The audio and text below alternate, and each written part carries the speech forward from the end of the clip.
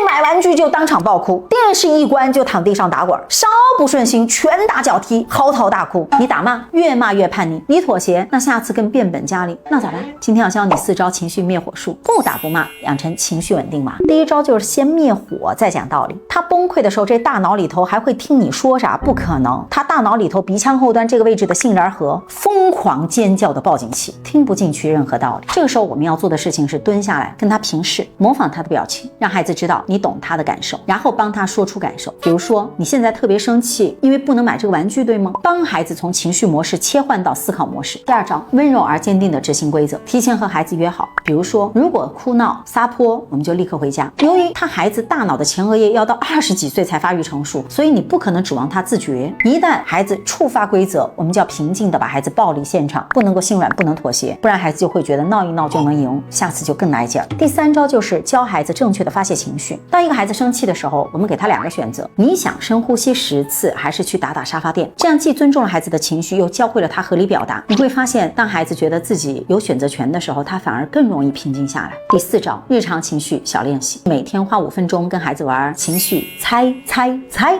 你做出各种表情，让孩子猜是什么情绪，帮助孩子识别情绪。或者我们可以布置一个情绪小天地，在这个小天地里头，我们放软垫呐，放蜡笔呀，告诉孩子这里是你的安全基地，生气的时候可以来到这里。我们坚持一段时间，孩子发脾气的次数就会明显减少。其实每一个爱发脾气的孩子都是在学习如何和情绪做朋友。我们多一点耐心，孩子就多一份成长。